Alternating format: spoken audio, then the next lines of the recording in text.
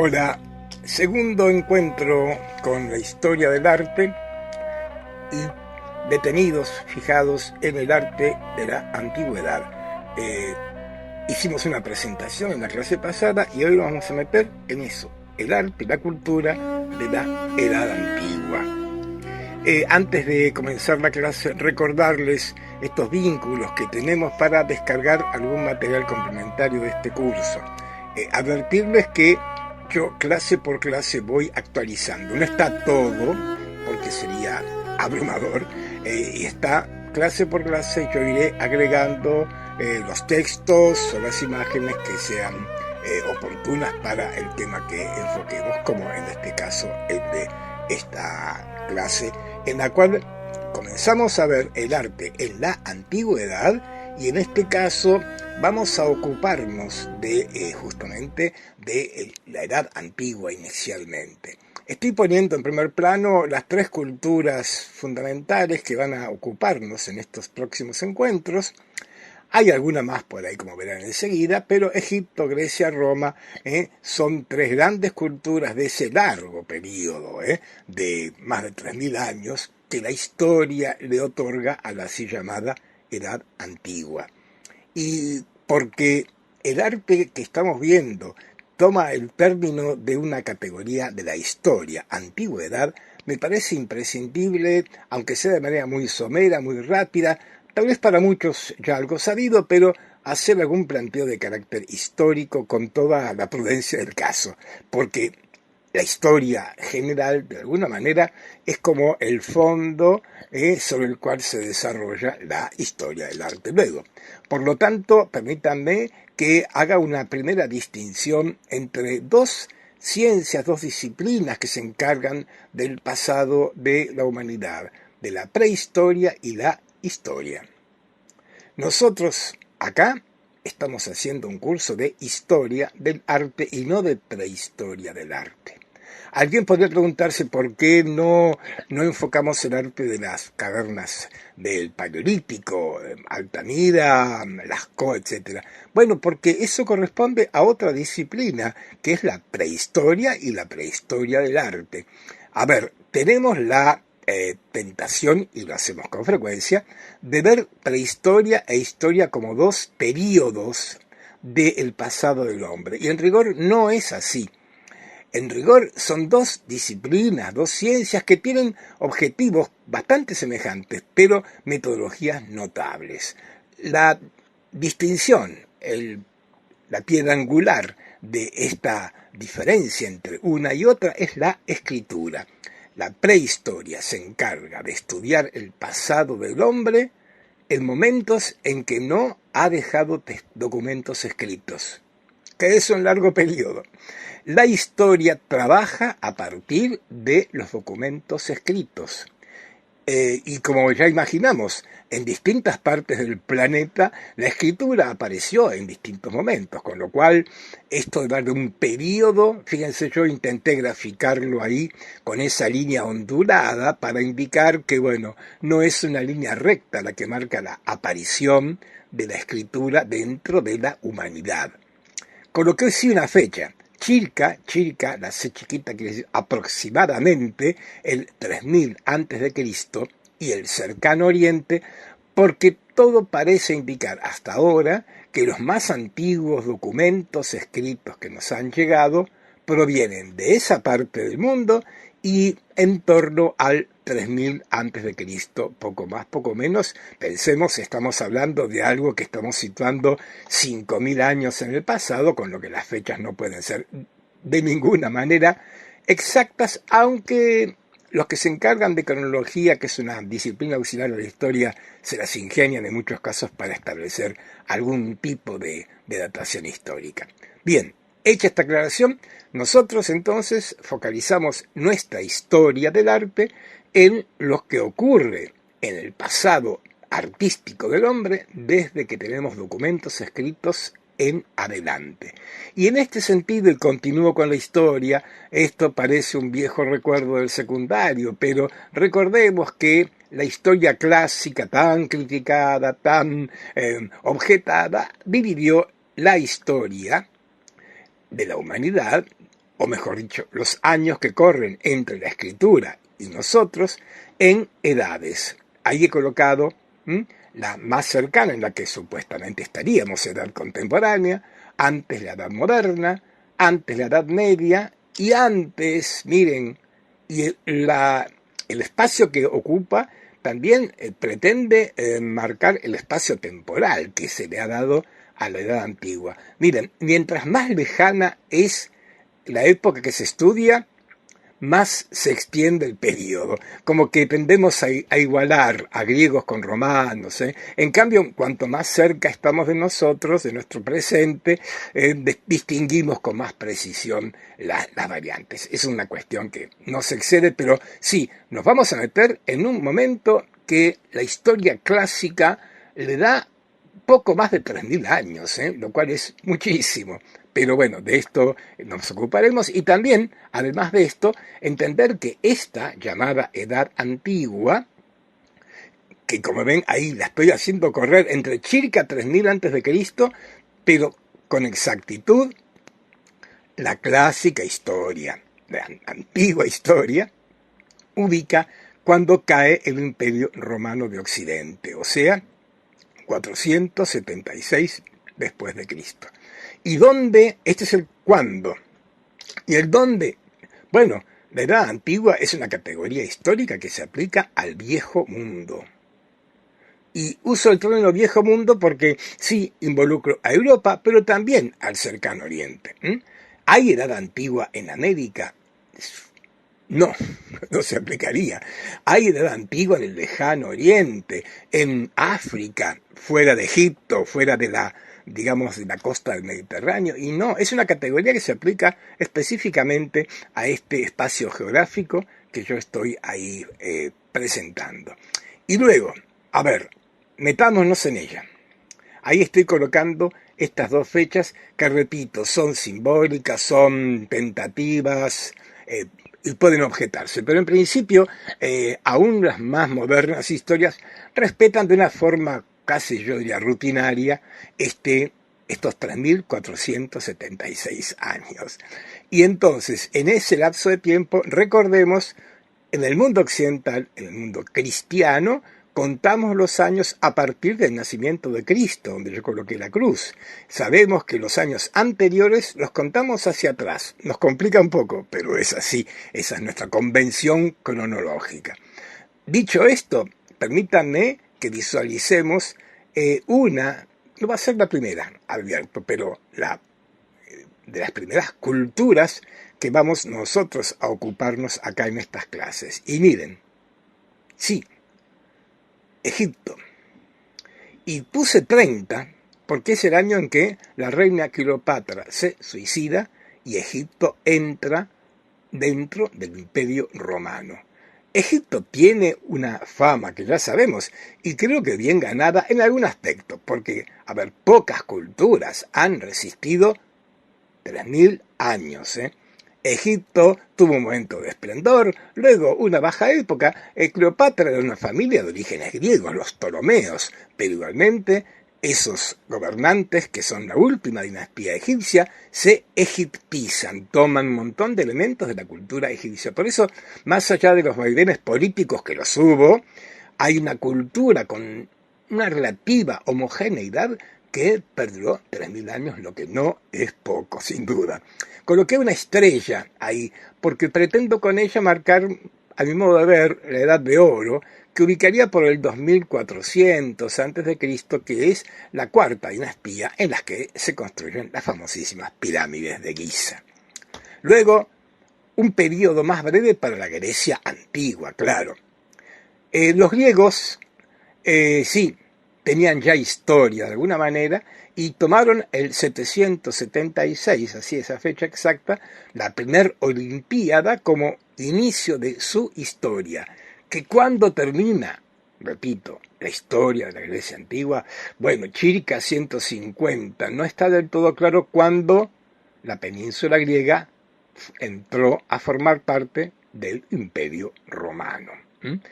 Recuerden que acá las fechas que estoy colocando son todas antes de Cristo. Me ahorro eso para no ocupar espacio en la pantalla. La estrellita pretende ubicarse en el famoso siglo V antes de Cristo, el siglo de Pericles, el siglo de Atenas, de la Acrópolis, el Partenón, que seguramente marca un momento especialmente rico dentro del arte de la Grecia antigua. Finalmente, Roma.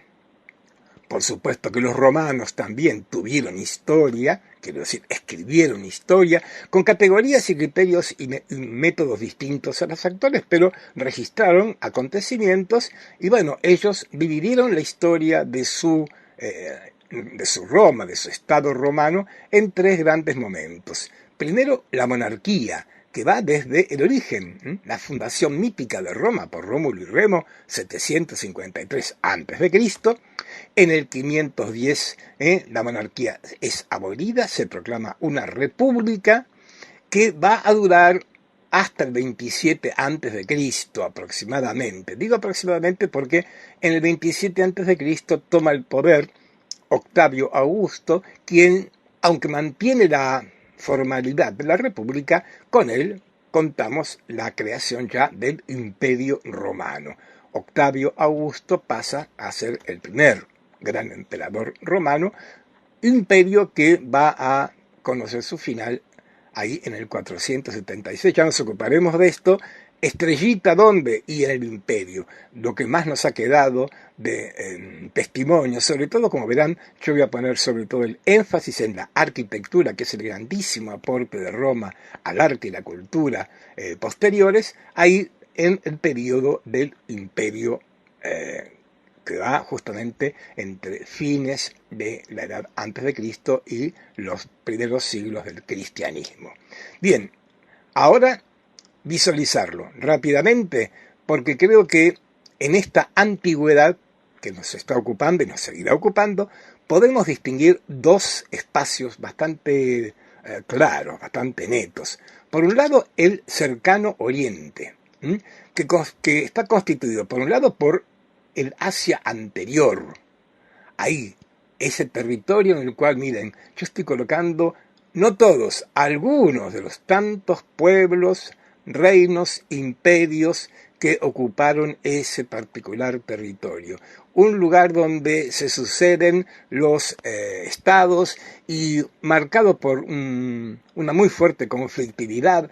Cuando pensamos en el siglo XXI, advertimos que lamentablemente para estos pueblos esos conflictos no han terminado del todo. Nos movemos pocos kilómetros hacia el sudoeste y nos encontramos con el otro núcleo, Egipto. Y ahora en Egipto coloco Egipto. Quiero decir, en el Asia anterior una multiplicidad de pueblos. En Egipto un pueblo, los egipcios.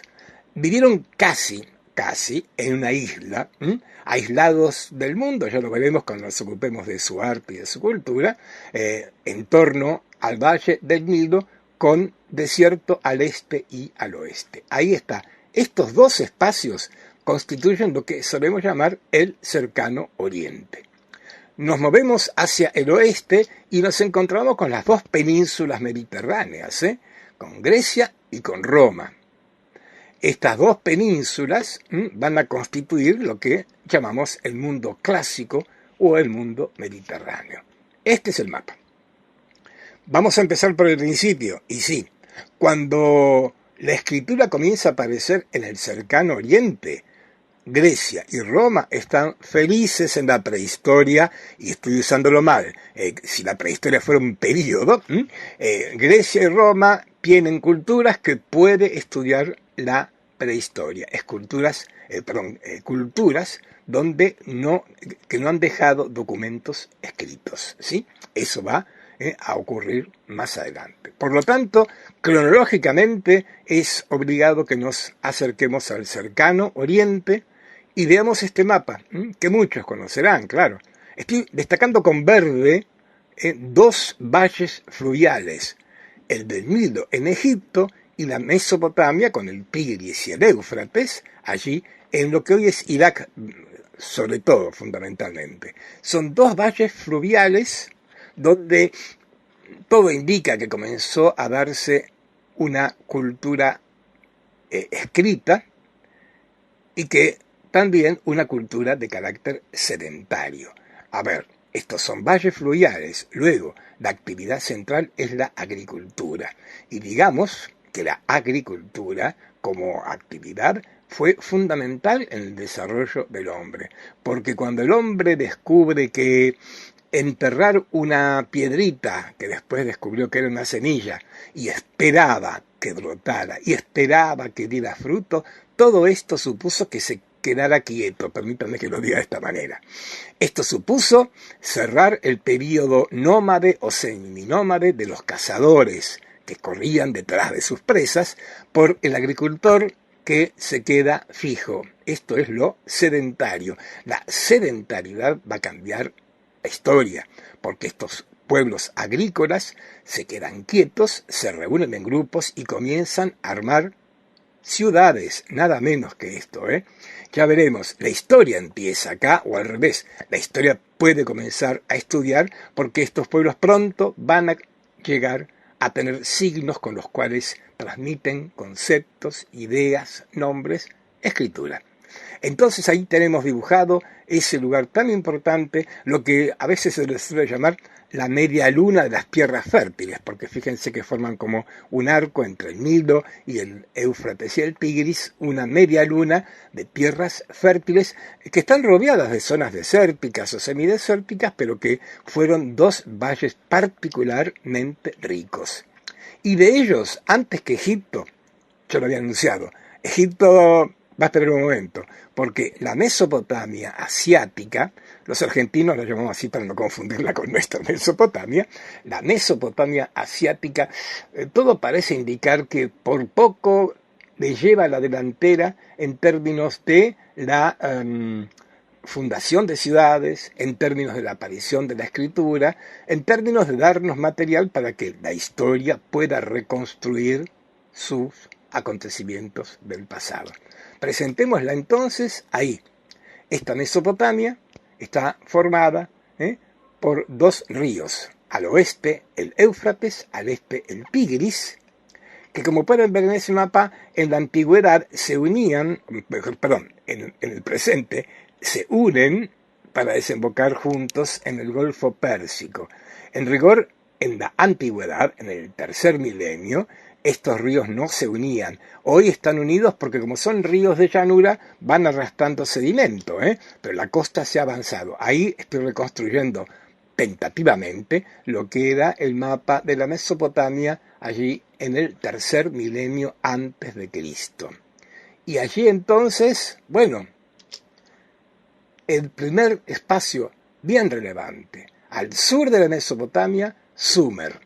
Allí en Sumer, estos puntos que estoy marcando, estas ciudades, Ur, Uruk, Lagash y Nippur, están consideradas las primeras ciudades de la humanidad. Y vamos a ver que este espacio tiene una larga historia con numerosos pueblos y numerosas ciudades. Pero permítame que me apure a decir que esta cultura, la cultura sumeria, es como la fundante de la cultura en esta parte del mundo y de alguna manera va a perdurar largo tiempo. Quiero decir, vamos a encontrarnos con distintos pueblos, distintos reinos, distintos imperios, pero que en su gran mayoría tienen como último referente elementos muy fuertes de la cultura sumeria. Por ejemplo, la escritura, ya lo veremos enseguida. Avanzo.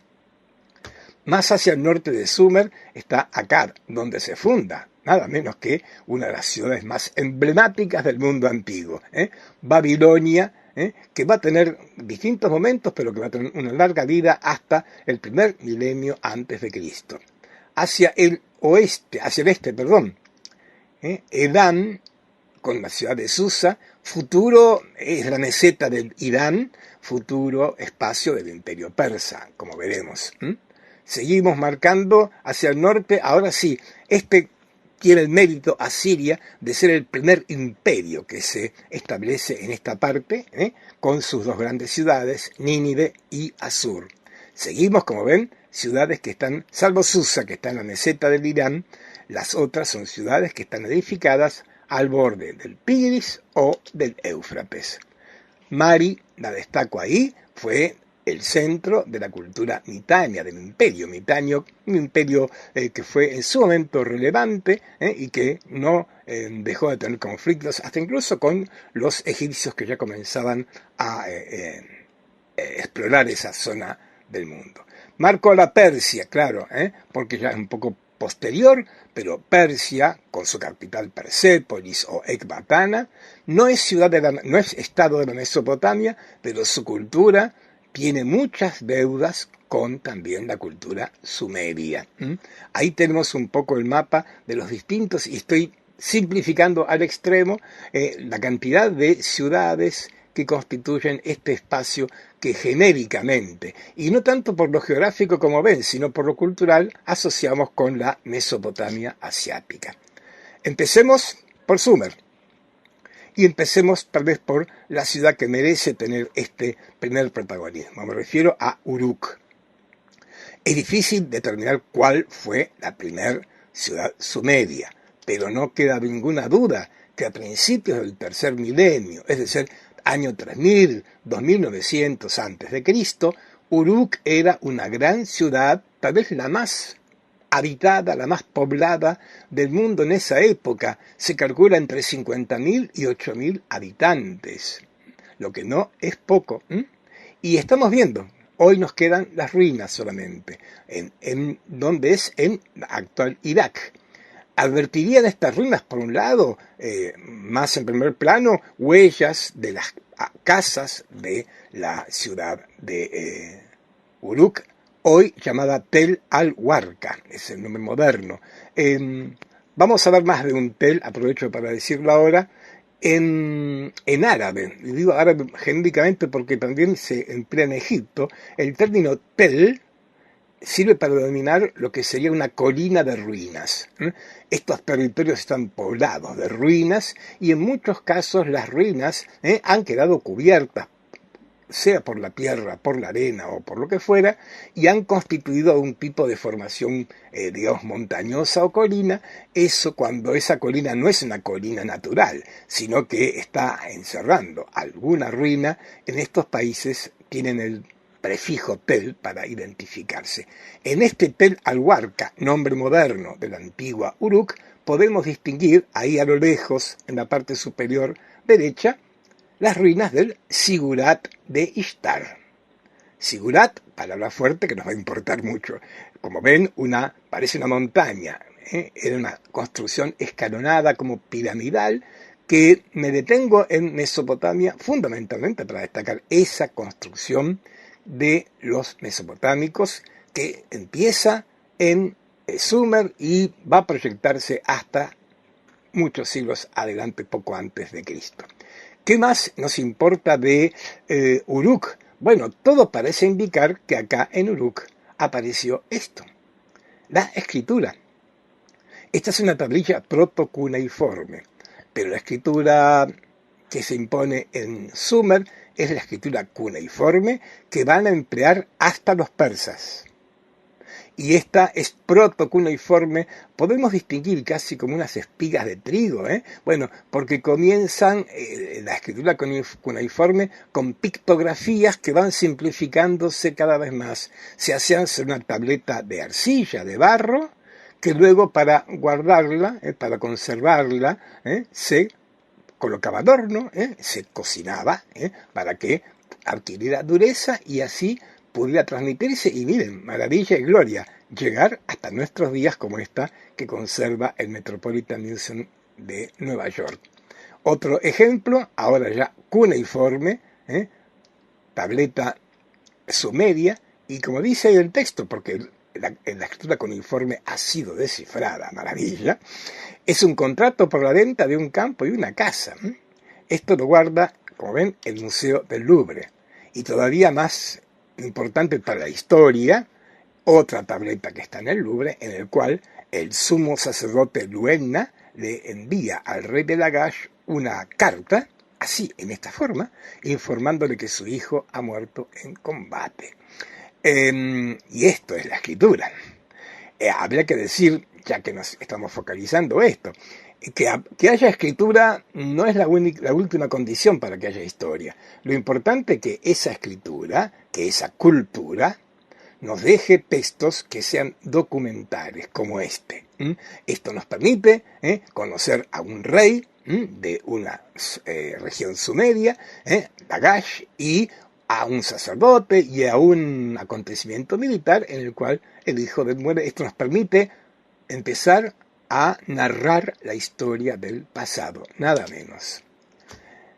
Y miren, último ejemplo de cuneiforme, y que está datado 1792-1750, como ven, ya mucho más adelante, y proviene de Irán, de Susa, aun cuando esto fue obra del rey Hammurabi, un rey acadio, y un emperador que difundió su imperio por buena parte del cercano oriente, y en distintos puntos de su territorio hizo plantar este kudurru, se llama así esta especie de obelisco, que estaba expuesto a la vista de todos. Ahora está ahí expuesto en el Museo del Louvre, como están viendo. Mide 2,25 metros de alto, tiene su tamaño importante, y lo más relevante de esto no es tanto el relieve en la parte superior, sino esto que estamos viendo ahora. Ahí es toda escritura cuneiforme. Es un código, son leyes.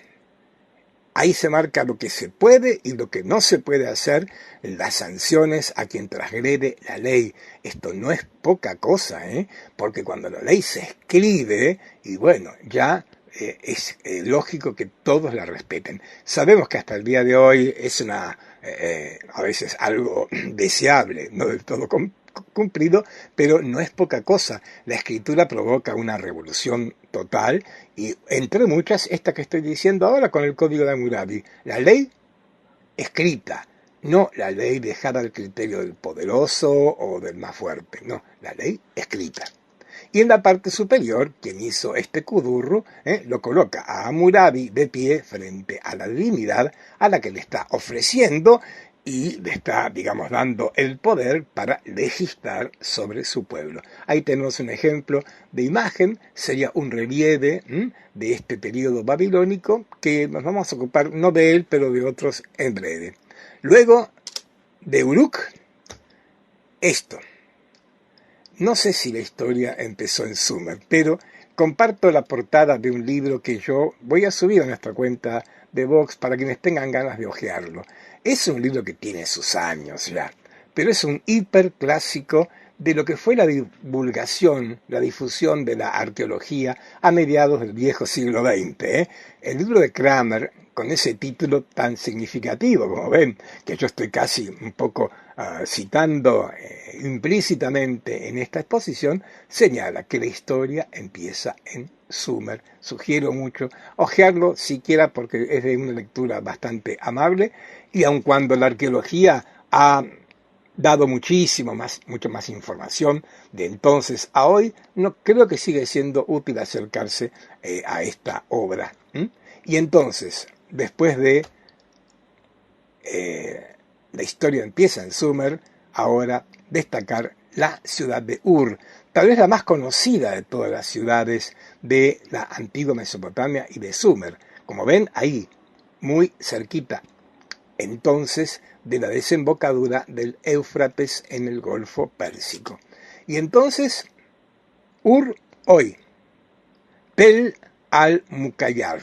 Ya sabemos, Tel sigue estando en la República de Irak. Y acá estamos viendo las ruinas que nos pueden mostrar esas huellas de habitaciones, de casas, y un poco más alejada, esa construcción restaurada, de lo que nos importa más desde el punto de vista histórico, arquitectónico, que es el Sigurat de Ur. Esto es lo que nos queda, Esto es lo que tiene mucho del arte antiguo. Ruinas que luego nosotros iremos reconstruyendo. Con la información de los arqueólogos podemos intentar imaginar cómo sería, por ejemplo, la ciudad de Ur allá, a fines del tercer milenio. Bueno, una ciudad a orillas del Éufrates con toda esta vida que estamos asistiendo en esta reconstrucción digital.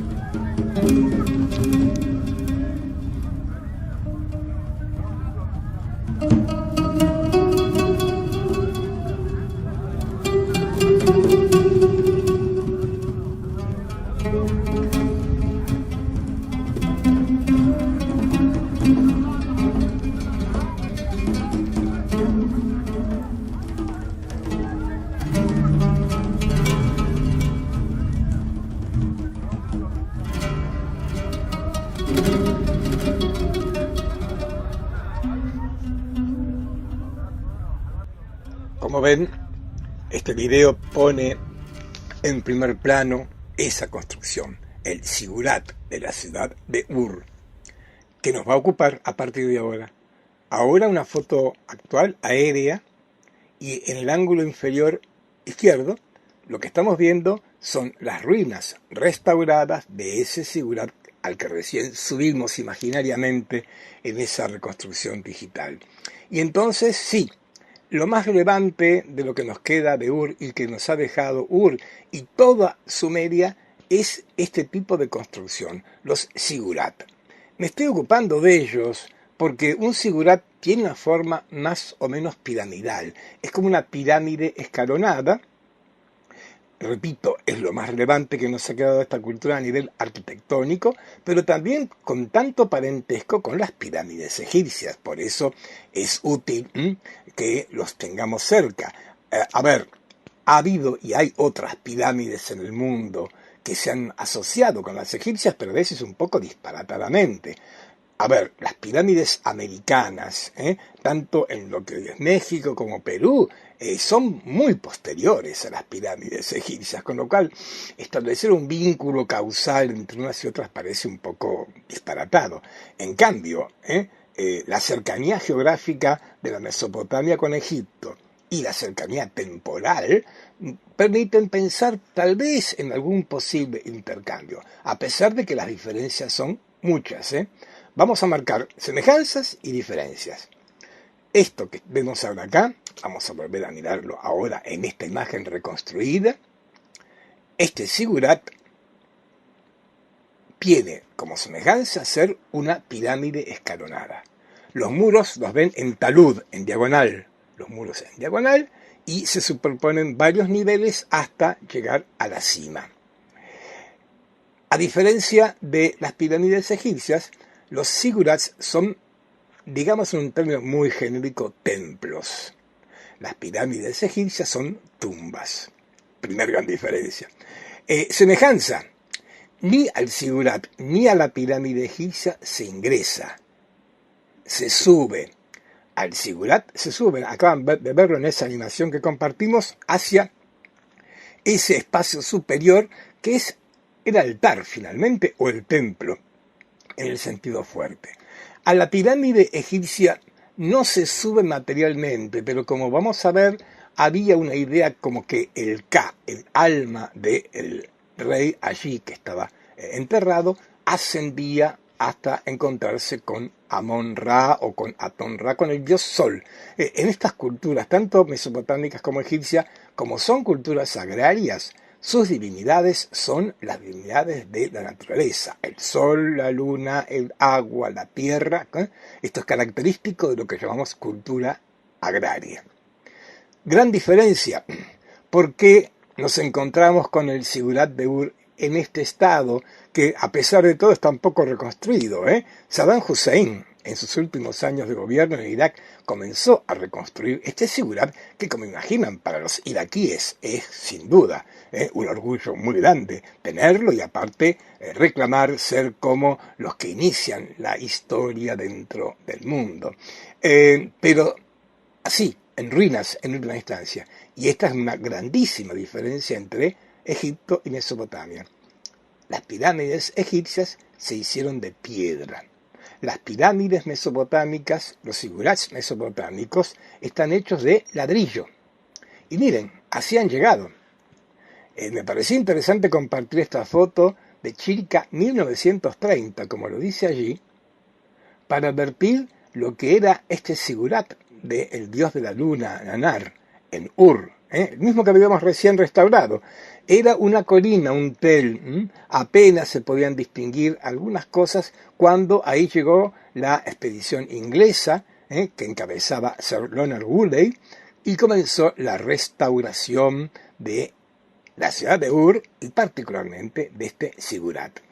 A ver, estos territorios, como ahora que estamos inaugurando en Mesopotamia, son espacios donde tuvieron un grandísimo protagonismo los arqueólogos. Voy a nombrar algunos de ellos. Creo que en el caso de Mesopotamia, la figura de Sir Leonard Woolley es imprescindible que lo traigamos acá. Él fue el que hizo la mayor cantidad de excavaciones, fue quien trabajó muchísimo, dejó muchos informes sobre este espacio. Llevó mucho material a museos ingleses y sabemos que este es un reclamo que muchos países hoy están haciendo a un cierto imperialismo europeo encabezado por los arqueólogos que llevaron del cercano oriente, desde Egipto en adelante, Grecia incluida, material a los museos de la Europa occidental. Pero bueno, eso... A ver, no podemos juzgar con valores del siglo XXI cosas que se hicieron a principios del siglo XX. Es verdad, es un tema que me excede completamente, pero prefiero mirar la mitad del vaso lleno en este caso y reconocerle a Woolley todo su trabajo de arqueólogo que no fue para nada menor. Ahí la tenemos ya. Esta foto, Chilca 1930, también es anterior a la restauración. Está un poquito más limpio el terreno de este zigurat que, como decíamos, ¿por qué ha llegado así a nosotros? Bueno, por lo que ahora vamos a ver cuando nos acerquemos, y ya lo podemos percibir por el propio color de su construcción. Los zigurats, la arquitectura mesopotámica toda, es arquitectura de ladrillo. Ladrillo cocinado, sí, pero ladrillo al fin, sabemos con toda la fragilidad que tiene al paso de los siglos todo esto. Esto es lo que explica que no nos hayan quedado, digamos, ruinas tan espectaculares como las pirámides egipcias que están venciendo al tiempo, como alguien señaló, pero bueno, ya tienen casi 5.000 años y ahí están de pie en muchas necrópolis, sobre todo la de Giza en Egipto. En cualquier caso, esto, un primer ejemplo de una arquitectura como la egipcia que también nos obliga a hacer una reflexión. ¿Esto es arquitectura? En la clase pasada, cuando yo definí las características formales de la arquitectura, dijimos que la arquitectura nos proporcionaba volúmenes y espacios. Y si lo pensamos bien, a poco que lo pensemos, tanto las pirámides egipcias como los zigurats mesopotámicos no son lugares para ingresar, no se ingresa. En las pirámides se ingresaba una única vez en teoría, a depositar la momia del rey en la cámara funeraria y luego eso quedaba cerrado para toda la eternidad o para cuando los ladrones llegaban, ya sabemos, pero esos espacios no estaban pensados para que se hiciera nada más que guardar la momia del rey o del faraón para toda la eternidad.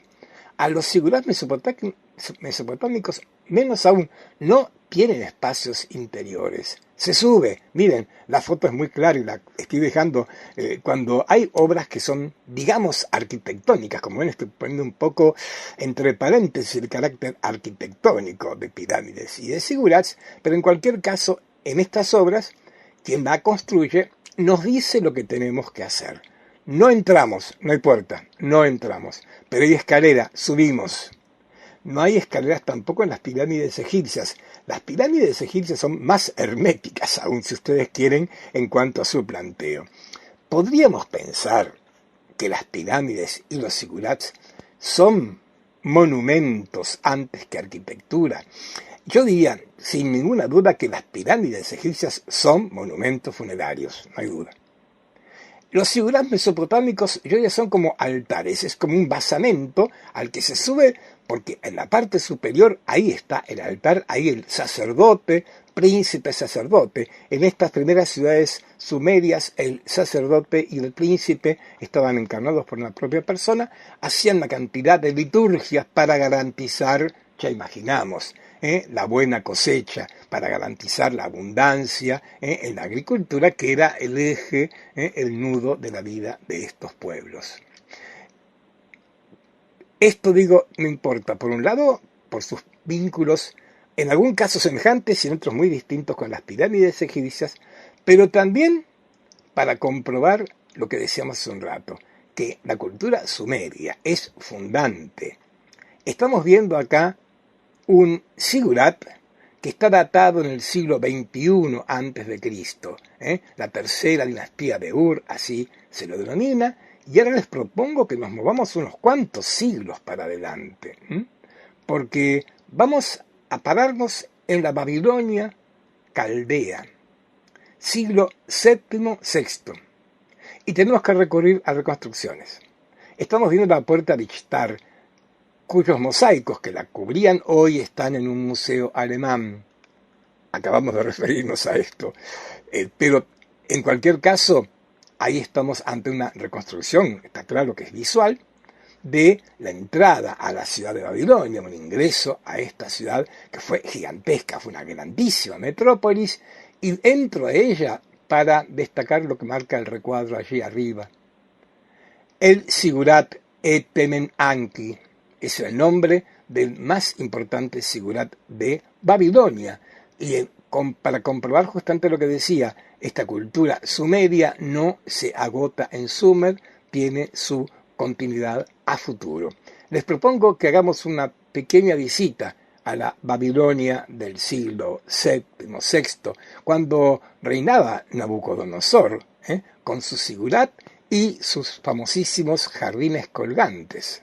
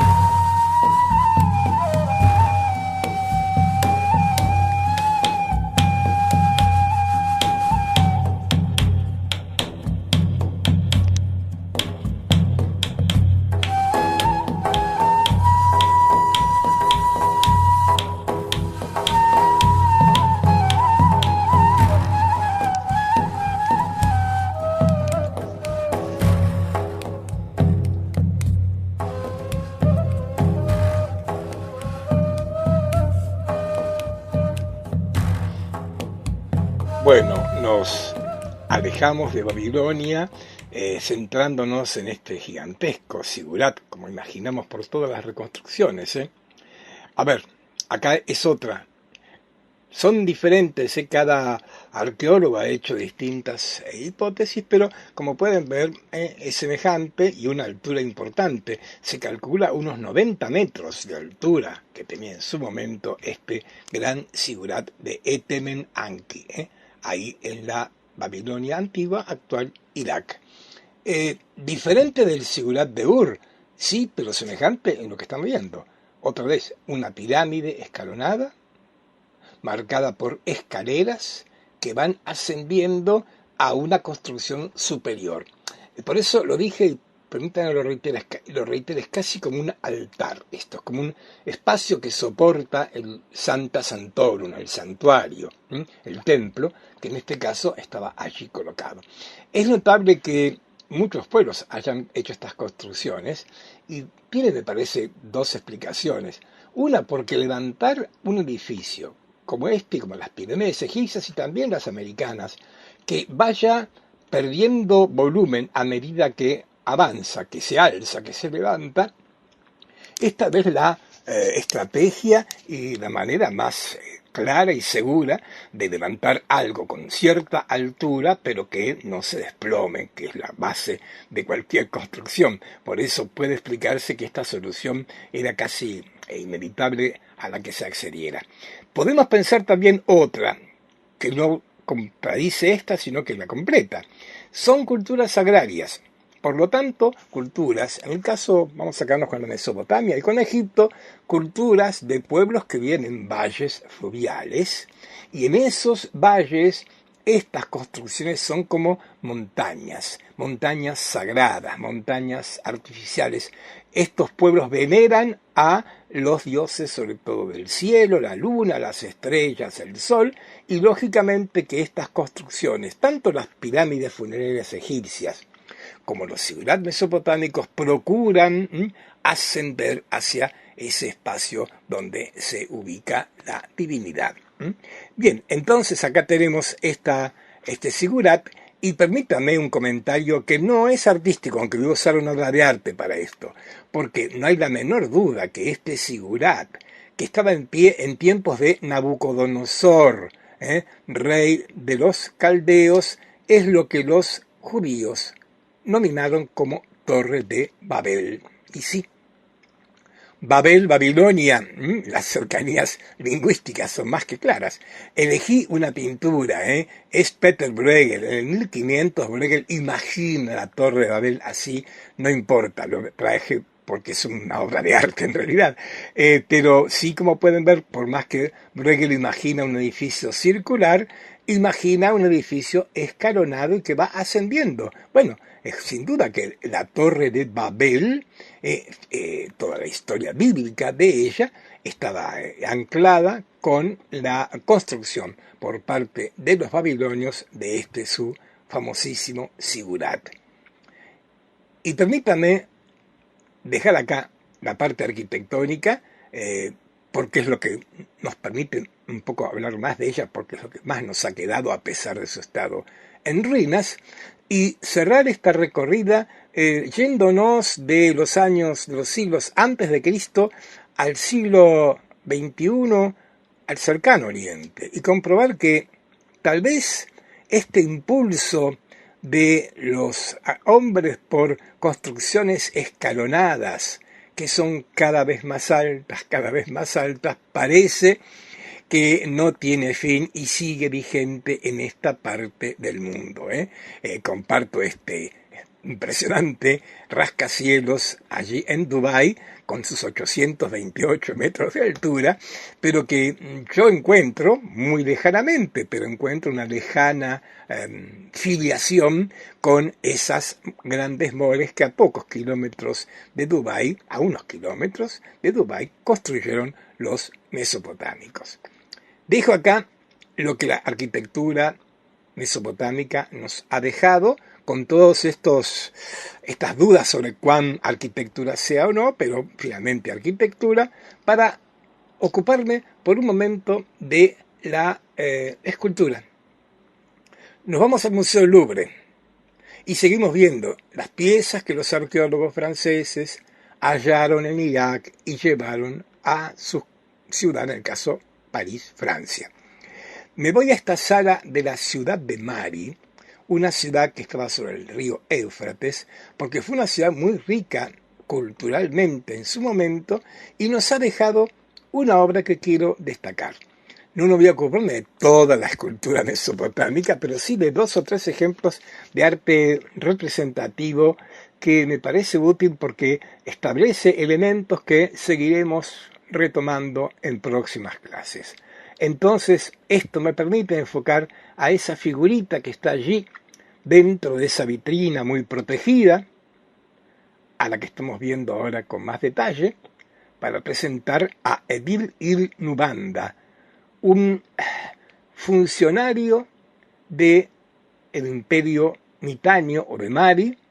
Esto hoy sería Siria, no Irak. Esta figura es la figura de un funcionario. Algunos creen que podría ser una especie de encargado de negocios o de hacienda de ese imperio y que aparece así representado.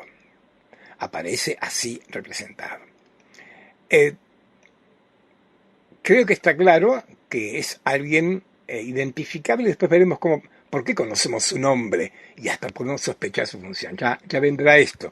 Por suerte, estos pueblos nos dejaban información gracias a la escritura cuneiforme. Pero ante todo, quiero presentarlo como una tipología de esculturas muy frecuentes en la Mesopotamia. Esta obra es lo que genéricamente denominamos un orante. Los orantes son figuras como esta que están de pie o sentadas, como acá Edil-il, y que tienen las manos unidas y la mirada hacia el frente. Porque esta escultura fue hecha para colocarse, como lo dice ahí el epígrafe, en el templo de Ishtar de la ciudad de Mari. ¿Y para qué se colocaba y qué función cumplía? Bueno, colocando esta escultura, como ven, pequeña, de 52 centímetros de alto, mediana, no demasiado, no de tamaño natural, no es como las esculturas griegas mucho más grandes, pero colocando esta figura allí en el templo de Ishtar, este hombre se garantizaba estar eternamente orando frente a la diosa Ishtar. Nada menos. Por eso orante, ven, está con las manos unidas, con la mirada muy atenta, e incluso hasta la vestimenta que está exhibiendo. Ven, es una especie de pollera, un manto de lana, llamado kaunake, que se hacía con vellones, mechones de lana, como lo estamos viendo acá, y que solía tener un grado de prestigio social, hasta incluso de una imagen, de un tipo de vestimenta que elevaba el rango del representado.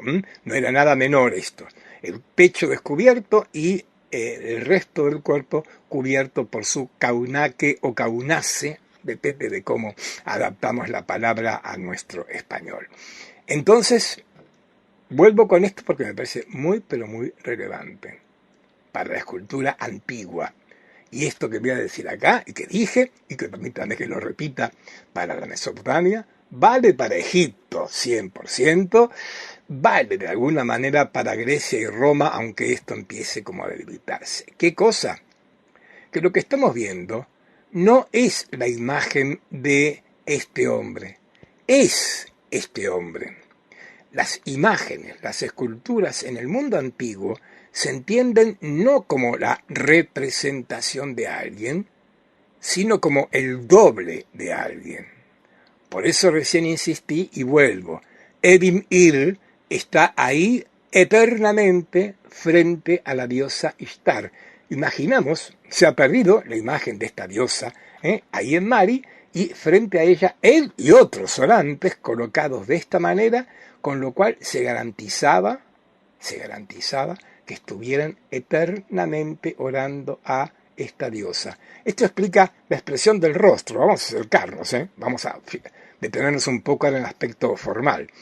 A ver, permítanme que redondee esto porque me parece muy, pero muy importante para las esculturas, para las imágenes. Los egipcios, cuando un rey iba a entrar en combate con algún rey enemigo o con algún rival local, una de las ceremonias para garantizar el triunfo, ¿cuál era? Destruir la imagen del rival. Destruir la imagen del rival. A ver, al día de hoy hay algunas prácticas de carácter, como llamaríamos, muy populares de ciertos cultos afroamericanos, donde pinchar una imagen, donde romper una imagen, sigue teniendo un significado semejante al que se tenía en el pasado. Esto de que la imagen no sea una representación, sino que sea la persona, es lo que está en la base de lo que habitualmente llamamos la idolatría. Estas culturas, generalmente las culturas politeístas, las religiones politeístas, entendían que la estatua del dios no era una representación del dios, sino que precisamente era el dios. Esto es lo que escandalizó a judíos, cristianos y musulmanes que califican a esto de idolatría. Pero bueno, está en la base de esto. Hablemos del aspecto formal. La obra está hecha básicamente en alabastro. Ahí dice concha, betún, lapislázuli, porque hay aplicaciones, pero el grueso de la obra es de esta piedra tan particular que tiene casi una cierta transparencia, que está tan adecuada para que el escultor haya hecho este modelado tan suave, tan blando de la figura. Lo quiero marcar porque claro que el representado está muy frontalmente, como seguiremos viendo las esculturas egipcias. Pero a diferencia de las esculturas egipcias, esta y otras esculturas de la Mesopotamia se presentan con menos rigidez. Hay una mayor abundancia de líneas curvas, lo que lo hace un poco más blando, y fundamentalmente la expresión de lo religioso, a mí me admira, está señalado por dos aspectos. Por la sonrisa, vamos a verlo mejor de cerca ahora, y los ojos tan pero tan abiertos. Si quisiéramos aplicar una categoría judeo-cristiana a esta imagen, diríamos que este hombre está en gracia, está en ese estado de perfección. Por eso el escultor le dio esa muy particular sonrisa, por eso también los ojos tan destacados. Justamente acá aparecen estas incrustaciones. Vean que faltan las cejas, que también tendrían una incrustación negra como la que estamos viendo acá. A ver, ¿qué nos pasa artísticamente con esto? Poco tiene que ver con la escultura griega, claro, mucho menos con el Renacimiento. Es un tipo de imagen que nosotros, siglo XX-XXI, podemos colocar dentro de la categoría de lo primitivo. Y me quiero detener porque estamos viendo una obra de arte, y una muy bella obra de arte, pero claro, de acuerdo con los patrones, con los cánones, no del arte griego, ni del Renacimiento, ni mucho menos, sino del arte mesopotámico. Un arte que nosotros, y esto gracias a las vanguardias de principios del siglo, aprendimos a valorar y a disfrutar. Nosotros para estas obras tenemos una categoría que está como sobrevolando, que es la de lo primitivo.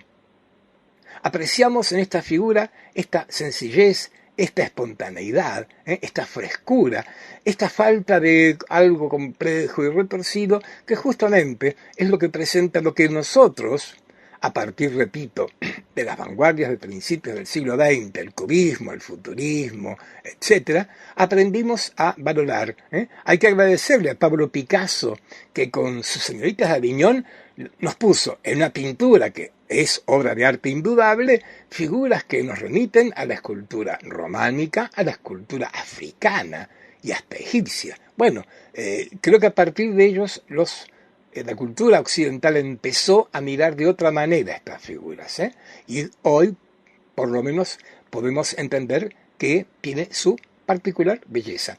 Y permítanme que continúe con esto, porque lo confronté con el arte griego, y esto es muy distinto al arte griego, y señalar, son las primeras clases, permítanme que dé algunos conceptos que iremos retomando en lo sucesivo. Digo, la historia del arte en muchos casos para mí, es una maestra de tolerancia. ¿En qué sentido? En que cuando uno comienza a habituarse a estas imágenes, a entender por qué se hicieron, para qué se hicieron, comenzamos a entender que no hay un único gusto, no hay un único valor, sino que hay distintos valores. Y esto es tan bello como la Venus de Milo, pero completamente diferente, sin duda, pero ambos tienen su valor. Y esto, otra vez, lo hemos dicho en la clase pasada, el arte depende de nuestra mirada, ¿eh? No hay un gen del arte. Por lo tanto, es nuestra mirada la que puede apreciar, valorar lo que tiene de artístico, de atractivo esta imagen, y lo que tiene de atractivo, por supuesto, la Venus de Milo, el Discóbolo y todas las esculturas clásicas, el David de Miguel Ángel, etc. Bien, segundo ejemplo. No, antes, pero me olvidaba. Estamos viendo a este hombre de espaldas. Es un detalle de su hombro. ¿Lo ven? Y quería mostrar este detalle porque ahí hay escritura cuneiforme, lo que nos permite saber quién fue este hombre. Esto, como ven, la maravilla de la escritura y de cómo evidentemente los mesopotámicos valoraron tanto esto, porque escribieron, por suerte dejaron bastantes documentos escritos, lo que siempre nos faltan, pero de todos modos los que han quedado nos ayudan tantísimo a poder acercarnos a estas obras, como la que sigue. Ahora estamos viendo a Gudea, un príncipe de Lagash, una obra del tercer milenio, está datada Chilca 2120. También está en el Louvre, y también es un orante, está sentado, sus manos unidas, su mirada al frente, y en este caso, todavía más que con el ejemplo anterior, vemos que en su ropa no tiene una kaunaque, tiene una especie de falda, y en esta falda está escrito, hay escritura cuneiforme que nos permite saber dos cosas. Primero, que este es Gudea, un príncipe muy, pero muy importante. ¿Por qué lo digo de esta manera? Porque han quedado muchas imágenes de Gudea, lo cual habla de su poder, que no habrá sido pequeño, y además, en esa falda, está, lo estamos viendo a lo mejor en detalle, ¿lo ven? Una escritura que es lo que Gudea está eternamente pronunciando frente a la estatua del dios en el cuyo templo estaba guardada esta escultura. Vamos subiendo, destacamos esas manos tan serenamente unidas y finalmente el rostro. Claro, a diferencia de la obra anterior, que era alabastro, esta es una piedra oscura, y seguramente tenía incrustaciones, seguramente. Este es todo un tema. ¿Todo un tema cuál?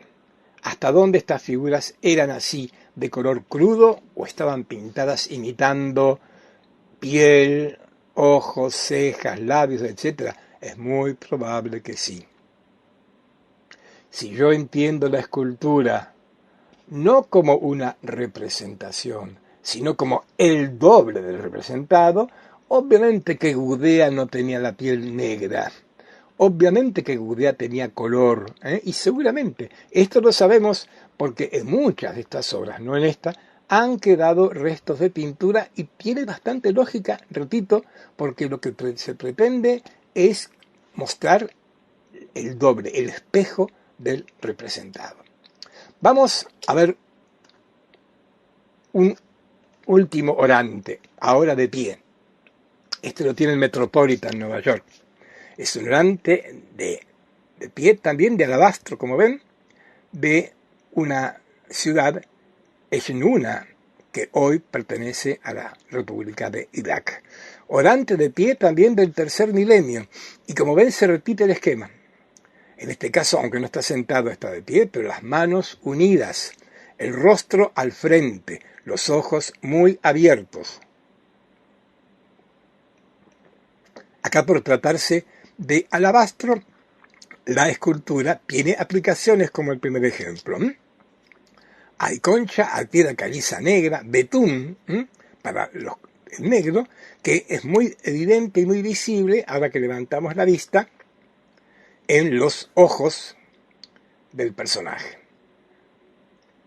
Otra vez los ojos desmesuradamente abiertos. Y sí, porque es la visión de la santidad, la visión de la divinidad. Está frente a un Dios. Y entonces estos ojos tan abiertos están precisamente expresando ese contacto con la divinidad.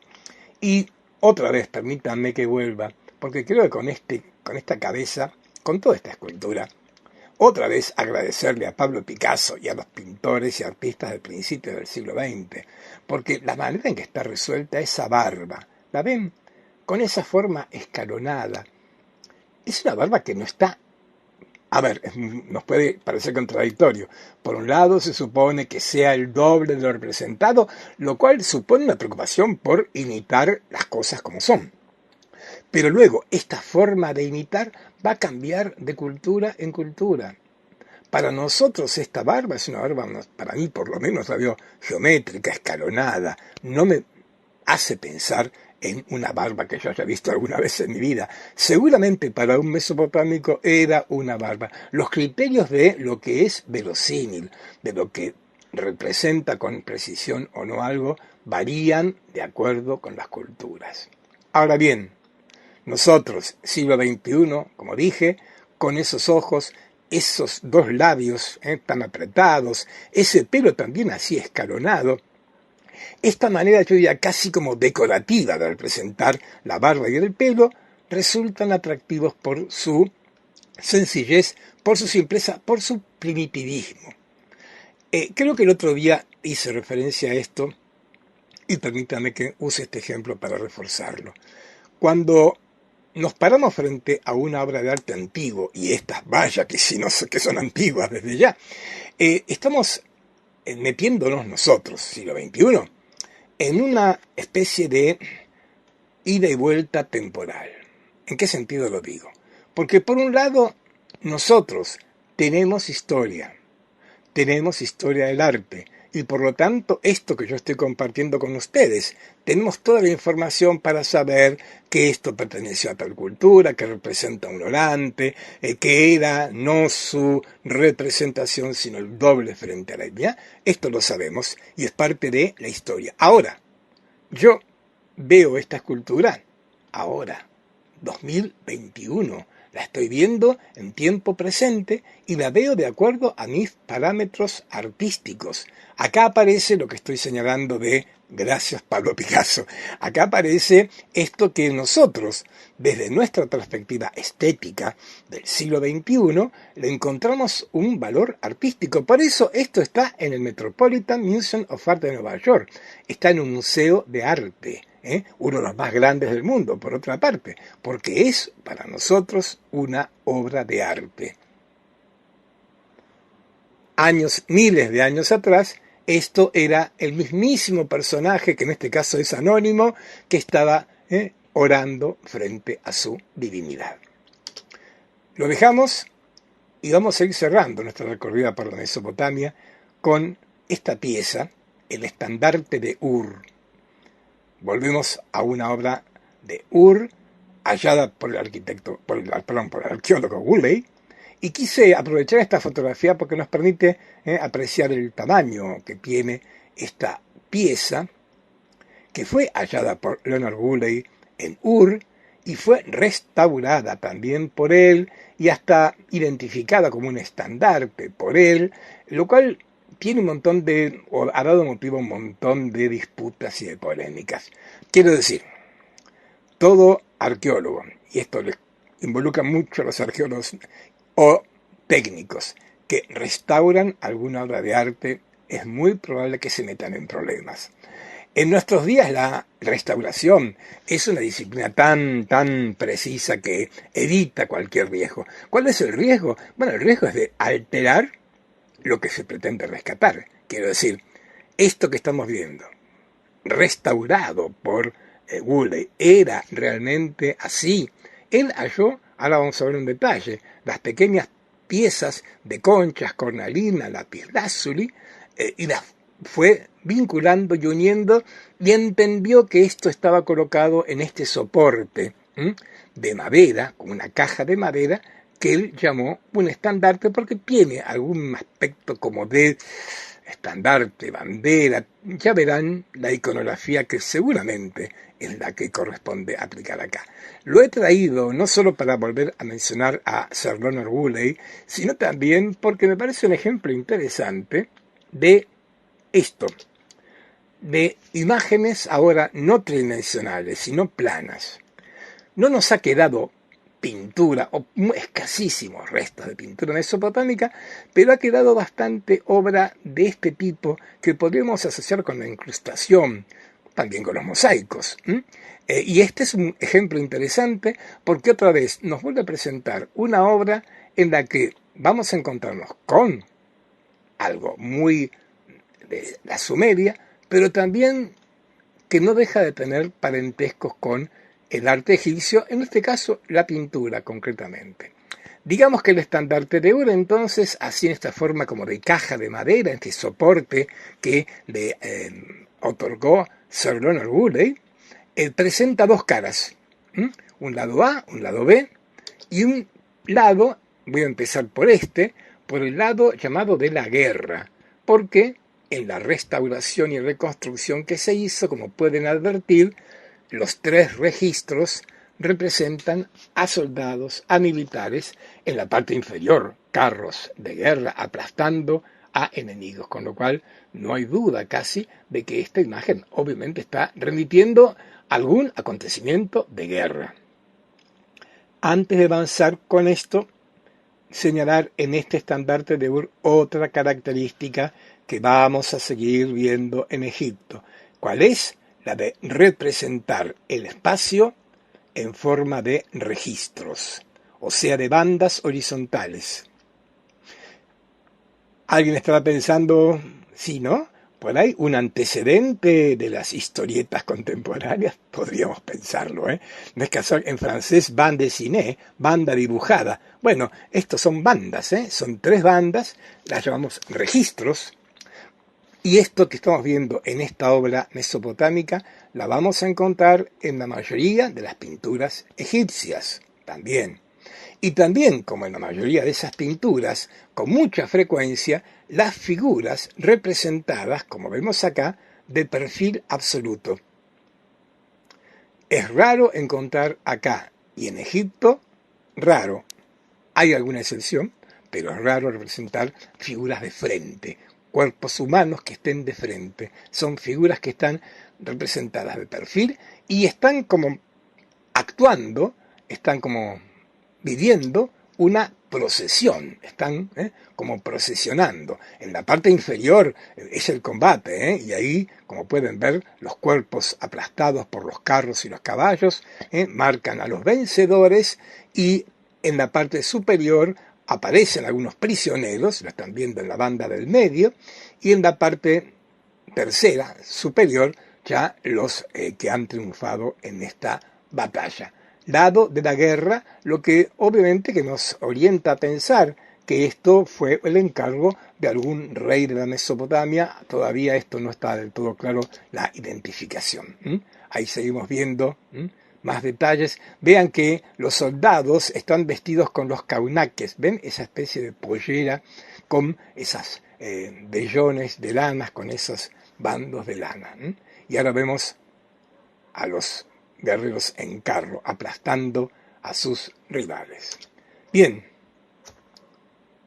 lo damos vuelta y todo parece indicar que en el lado opuesto se representa lo contrario o se representa el producto de la guerra, o sea, la paz. Se lo conoce como lado de la paz y lo están viendo. En los tres registros, otra vez, no hay soldados. En los dos inferiores, el inferior y el del medio, hay hombres portando animales, portando productos de la cosecha. Es la prosperidad, la paz. Y en la parte superior, seguramente quien fue responsable de toda esta paz. Vean que hacia la izquierda, una figura vestida con kaunaque, otra vez, está sentada recibiendo el homenaje de los que están sentados enfrente de él. Veamos. Lo homenajean. Hay alguien tocando un arpa, un instrumento musical. Había música, por supuesto. ¿Se ha podido reconstruir? Digamos que sí. ha habido intentos de lo que podríamos llamar arqueología musical, muy tentativos, tan tentativos como lo que hizo Woolley con esta obra, colocando las distintas piezas de lapislázuli y demás, con toda esta, digamos, este margen de error que podríamos encontrar. Ahí vemos los animales que están siendo llevados por estos hombres, y finalmente los que acompañan al soberano, que imaginamos, igual que él, tienen una copa en la mano. Todo indica que están asistiendo a un tipo de ceremonia, de liturgia, celebrando la paz con la libación, como con frecuencia ocurre en estos casos. Bien, esta va a terminar siendo nuestra última imagen del arte mesopotámico. Fíjense, otra vez la sencillez, la simpleza, la espontaneidad, con que se ha representado esta especie de trono en que está el hombre de poder, el poderoso, rapado, a veces está rapado también en una marca de prestigio social, como lo vemos acá. Con esta última imagen cerramos esta clase, cerramos este camino sintético por el prólogo a lo que vamos a ocuparnos, sí, en la próxima semana. Nos vamos a ocupar no solamente de ellas, pero en gran medida en la próxima semana nuestra atención va a estar focalizada en Egipto y, como digo, no solamente en las famosísimas pirámides, pero también en ellas, y esto es lo que los dejo así como abierto para despedirme y reencontrarnos en una semana acá, en las tierras de Egipto.